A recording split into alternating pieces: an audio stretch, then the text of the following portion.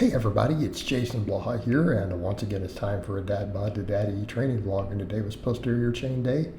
Came in, did beltless deadlifts, went decently heavy today. I'm not going to panic that deadlift strength tends to not be that great when I'm cutting. I'm going to stick the cut out. I've got to get leaner, and I always know how to get my deadlift back up. But I definitely could tell on this today when I did this that my low back was just simply not strong enough, right? It's things like hamstrings and all of that. I could almost neglect my hamstrings as far as the glute ham raises, and I may do that. Mainly because those pads, you guys can see up there, I've got it all taped up. It is just too much of a hassle to get the pads anymore. Those are both replacement pads and they're broke.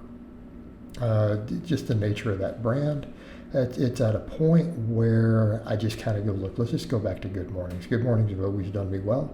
And when I did the good mornings today, I did the first two sets with a narrow stance and it felt horrible. So I went over to the wide stance, which is what I've hit big lifts on. And I can see where my weak links are. I can definitely feel like all my erectors.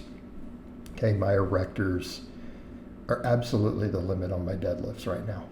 Now, granted, cutting and training beltless, it does matter, right? Because all those really big lifts you guys have seen me do have been with a belt. They've been with a belt. So again, it's my back though. I don't feel like my lower body is limiting deadlifts. At least, I mean, if we could count erectors as part of it, but I could definitely feel it. And the same thing when I went over and did the good mornings. It's like I can tell that my low back just has to get stronger again. And I used to have a crazy strong low back. I used to do tons of the good mornings. And then I would do the reverse hypers behind them to help with the recovery and build everything else up. Okay? And I always had massive glutes and hamstrings.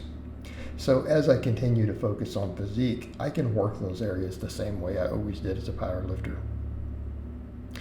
Because it's the upper body, it's the quads and the lower need to come up. But as far as the most of this aesthetics and physique stuff is just going to be upper body. Getting leaner, putting muscle in the right places. So yeah, the good mornings. I mean, because realistically doing these with a nice long range of motion, going as deep as I can, 185 was challenging. And it's not that it felt muscularly like maybe I couldn't have ground at more reps. It's that I felt the whole lower back area. And even to some extent, like my middle back, lower traps, everything were just like, what are you doing to us? So, tells me that these areas need to come up. Now, I will say, lower body days, a lot of times, will seem like I'm more poofy around the waistline. I've dropped a bunch of water, so I looked way better yesterday. So it kind of bounces around a little bit day to day. Not worried about it. Feel like by the end of the week and next week, this will all be tighter because we've dropped weight. And it looked a lot tighter yesterday, right? Looked a lot tighter. So it's just going to be a day-to-day thing. But this is not the most flattering position, Doing good mornings without a belt. With short shorts. Yeah, whatever. But we're not going to hide anything here. We're just going to have everything seen, and as this continues to tighten up, because some days it's way tighter than others, we're going to see this improvement continue through the summer. See that improvement happen. And I feel confident with where I have my diet now that it's going to happen. Finding the diet very, very easy to adhere to. For those curious, and again, I feel like I have to explain this a lot, and that's okay because people ask questions and they don't understand. It's like, go through phases where I do really high carbs, and then like if I want to drop water, we do really low carbs and replace it with healthy fat. So it's not like I'm eating dramatically different calories. So when people hear that, they're like, oh, if you do the really high carb, how are you offsetting the calories? I'm like, what do you mean? I'm not adding calories. I'm replacing, right? I'm replacing current calories. And it's just a question of, do I choose to fill them with really high carb and low fat, or do I go a ton of healthy fats and then lower carb? But yeah, the diet's been easy to adhere to.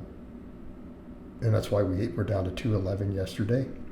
Right, down to 211, and I feel like by next week I should hit 210 or under. 211 is a low, by the way, for me. I haven't been that low in years, other than for powerlifting meet weigh-ins, and I'm there for less than 24 hours. So after the good mornings, I did sets of 5 with the 185. The narrower stance didn't feel good, did the wider stance, but I could still feel that low back, and I feel like they'll come up quick. For those who are unaware, you guys have seen me do monstrous weight on good mornings. When I used to push them as a primary lift, I did monstrous weights. I believe my best ever on cameras with a cambered bar was 555 pounds. Now, and I've hit 500 with a straight bar before. I don't know if it was quite as deep as I'm doing there, though, and that's kind of the thing. And none of those were beltless. That belt makes a big, big difference on the good mornings, just an FYI. So I want to work on back end, though. Build the low back up, and I feel like I don't have to focus a lot on direct hamstring work. I can let these big movements do it, all these hip hinges, okay? And good mornings hit my hamstrings in a different way too. All right, they hit my hamstrings in a different way, and it's kind of hard to describe, especially when I've hit those really big good mornings. I feel almost like the knee flexion is like a critical part of it. And again, it's difficult to describe for people who are not used to doing really heavy good mornings. And then when you start looking at things like Lombard's paradox, and then you look at the angles involved, it makes a little more sense. All right, it makes a little more sense. But yeah, so as far as lower stuff goes, I'll just push good mornings back up. They always made me super strong on squats and deadlifts. They're a great exercise. I used to push them religiously. They've kind of fallen out of favor with me, and notice accordingly my squat and deadlift are dramatically weaker as a result. So they carry over for those, and even my legs were bigger back then. So we'll push them back in.